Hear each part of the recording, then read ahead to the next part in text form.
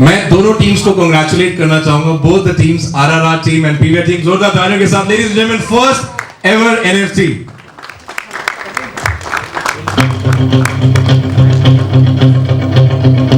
Wow.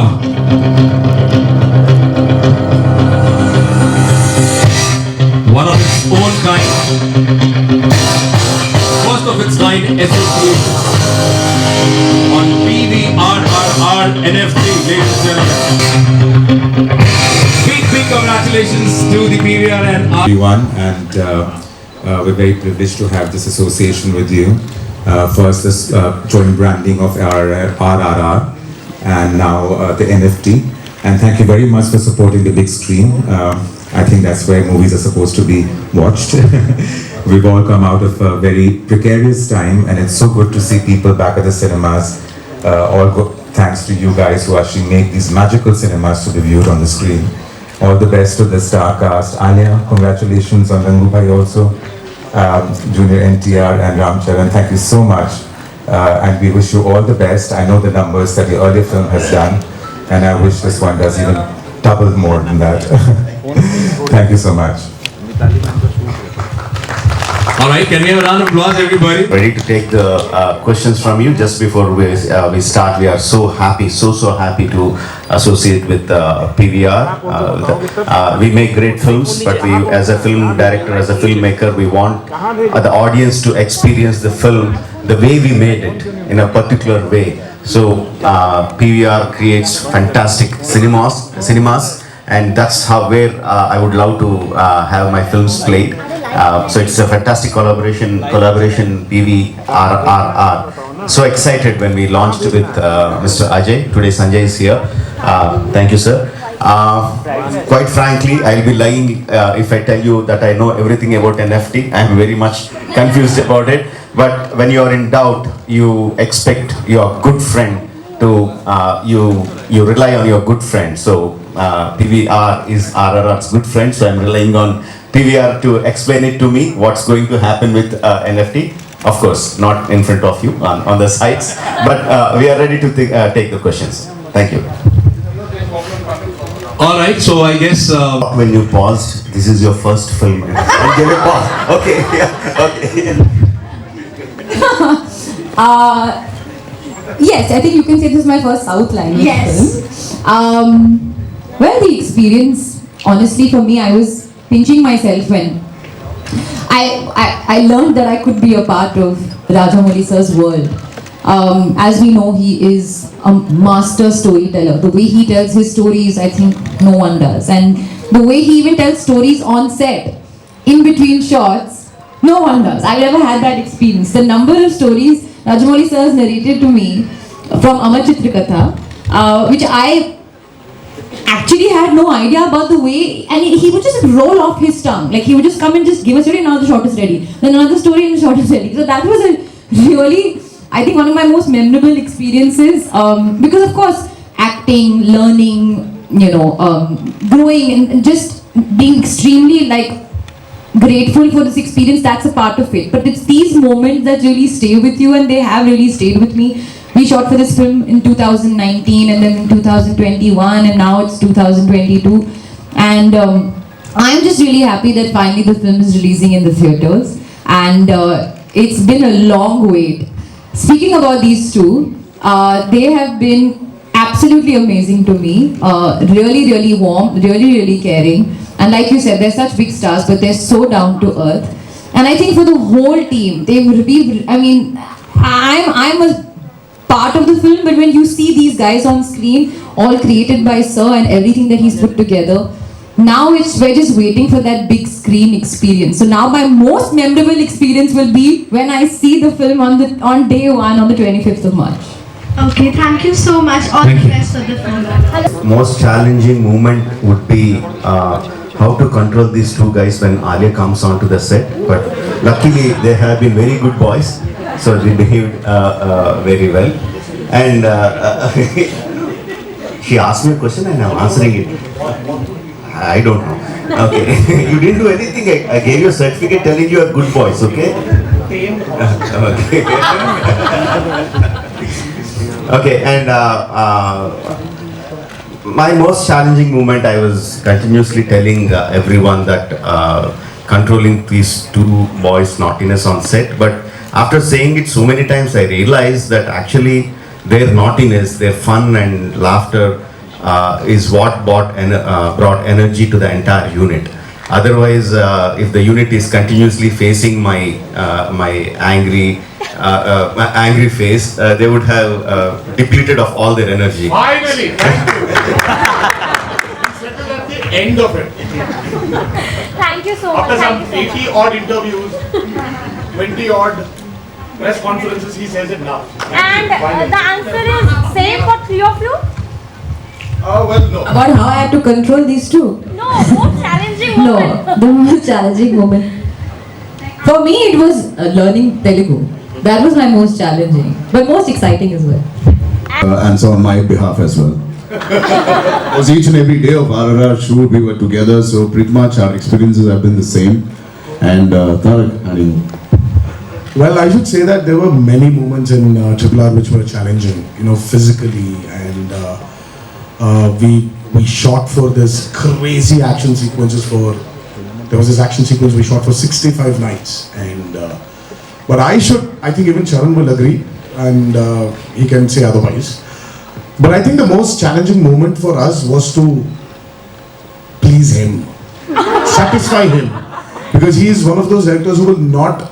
I think he's the only director. At least I would believe that there are a few directors who would say, you know, 99.9 is also fine. I'll take him, but he's like, no, I want my 100. You give me my 100, and then you move out of the camera. So that was the most challenging thing for us, right? Okay. Yes, Charan.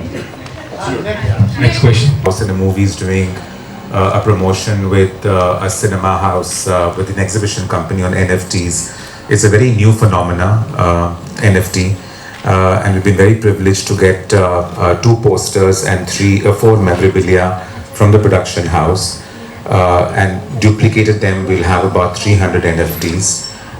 We're not selling them. These are all part of a contest. We're going to be doing a massive contest. The contest date ends, I think, end of March, and the winners will be announced 10th of April. And I think there'll be more and fans out there who would love a piece of this history actually almost has been created, which is this film, which is a phenomenal film. It's, and to own a piece of that in the form of an NFT is something which is going to be something which a lot of fans would want. That was the first and the second question, I think, or have I missed something? No. Okay. Change with every film and with every filmmaker that I'm working with, because I, at the end of the day, believe that we are just the clay. That, you know, the filmmaker creates the structure and the film, and we just have to mold into the filmmaker's hands. So I prefer to just go. Whatever the filmmaker wants, whatever the process, whether the filmmaker wants me to sit at home for 3 months and learn my lines, okay. Come on set without learning my lines, okay. Go on some camp and do some research, okay. Whatever the filmmaker wants. So that's my process. And yes, every character has something that I take away from. And from Sita's character, I took away a silent strength. A strength that doesn't need to be spoken about or talked about. It's a silent strength which is delicate, which is simple, but it's strength. That's beautiful. Also, For me, it is all about my film and what I can do to make my film reach maximum number of audiences. So over the course of my career, I learned that the more stronger the emotions, more basic the emotions, more people tend to like your movie. So that's what I learned, and that's what I've been doing. And Bahubali just was liked by the entire country. And I think people realize that if they follow the same thing, if they base their story on basic emotions, basic human emotions, they will have a wider reach.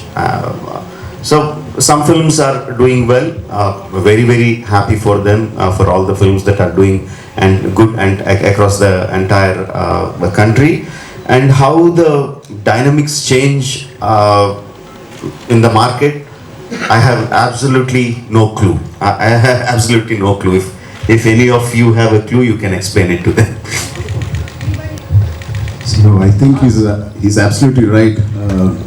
He doesn't start something thinking it should be loved by each and every one, but it magically somehow in the end becomes that. And the first movie was Bahubali.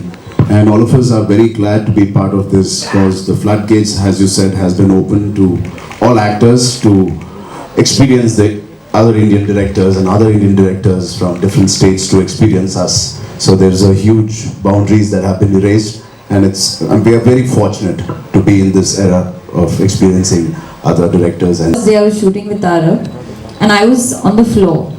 Okay, as per the scene. And Tarak had to bend down and something or pick me up or something.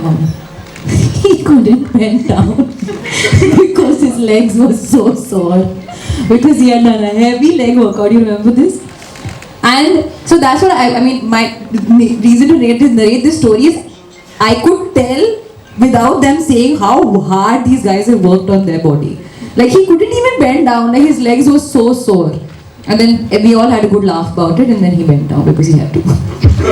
So, is there like a Number one priority for an actor today, right? So yes, for Triple R, for we really there were proper. I mean, Rajamouli as a director wanted us to look in a particular way. You know how he imagined us to be, his characters wanted to be. So it was challenging, but again, as I said, being fit is the number one priority for an actor today, in today's world. So we didn't go through this special care in COVID times, and when COVID was happening, everyone needed to be fit also. So that was it was going on. It was like a routine till Triple R was happening because we had to look in a particular way for Triple R. So yeah, it was. Like we have been telling from the beginning, Alia comes as an important character. It's not a full-length character, it's a cameo. But the character is so important. It's so important because in the film we have two heroes who are like superpowers, who are like fire and water, out to destroy each other if things don't go well. And in between we wanted a soft, fragile looking girl, but who has enough inner strength to control these forces or lead these forces in the proper way. So that's why I wanted Alia to do it. So if you're talking about the length of the character, it is less. But if you're talking about the importance of the character, it is very high. Thank you, ma'am. Go into a tribal village to meet the tribals to actually get into this role. As Rajamouli always said, that it's just a character he's taken, but everything around the character is fictitious. So it was, for us, it was his inputs as a director, what he wanted us to be and how he wanted us to fit into his character of Komaram Bhim. So we really didn't need to actually get into all those workshops. We just had like a day or two days of workshop. That's it. He just explained the characters, and this is what we want. To make a small budget film, whether I want to make a realistic film, whether I want to make a patriotic film, there are so many questions in there. What I want to make is what I always want to make is an emotional film. I want my audiences to connect to my film very emotionally. I want my audiences to feel for the characters, to empathize with the characters, feel all the emotions the characters in the film they are feeling. So each director has a way of narrating the stories. I have a certain way of narrating my stories, but I don't set on trying to think, okay, now let's make a small budget movie. Okay, let's make a realistic movie. That's not how I think. I just go in search of an emotional story. If it's a big story, it will be a big story. If it's a small story, it will be a small story. Generally, from my childhood, whenever we learned the stories of ancient India, how they were portrayed, how world perceived India, was like it's a dusty place, it's a country of poorness, it is a country of sick people. No, it used to make me feel very, very bad about it. The British newsreels, if you take the archives, No, it always showed India as a third world country and those kind of things. Of course, a part of it was true, but at the same time, I was taught from my childhood, India has a rich history, India has a rich culture, and just plain richness. India had so much of richness. And if you read other historians, if you take, I forgot the name of the Dutch explorer who came to South India, and he wrote the annals of Vijayanagara Samarajya in South, ruled by Krishna Deva Raya. In that he writes, he went into the houses of commoners, house of the commoners, and he found that everyone, males and females, wore anklets made of gold. Okay, this is truth. This is the truth. This is a fact that was recorded in history. And he also wrote that middle class people had the bathing vessels made of gold. No, that is what the culture, what is the history of India. But that was never shown. That was never told. So I thought, okay, why should I take a Westerner account of what India is? No, I'll take account of what I was taught in my childhood, what I would imagine my country would be, what I imagine my freedom fighters would be.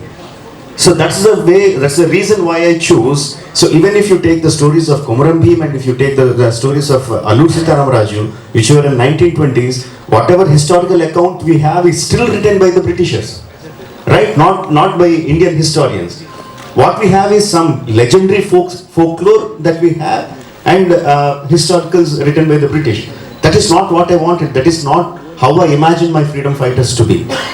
That's the reason I took a completely fictional account of their lives, Allur Sitaram Raju and Komaram Bhim. There is a time in history where we don't know what happened to them. During 1920s, they went away from their homes, from their respective places. After 3-4 years, they came back to their respective places and started fighting against the oppression. So what would have happened in those 3-4 years? So many things could have happened. So I took my own tale of weaving this imaginary tale of fantastic friendship, fantastic enmity between these two forces, and how they inspire each other to become the ultimate freedom fighters they were. So there is an element of patriotism that runs in the story. There is an element of freedom struggle that runs in the story. But the main line of the story is friendship between these two legendary fighters.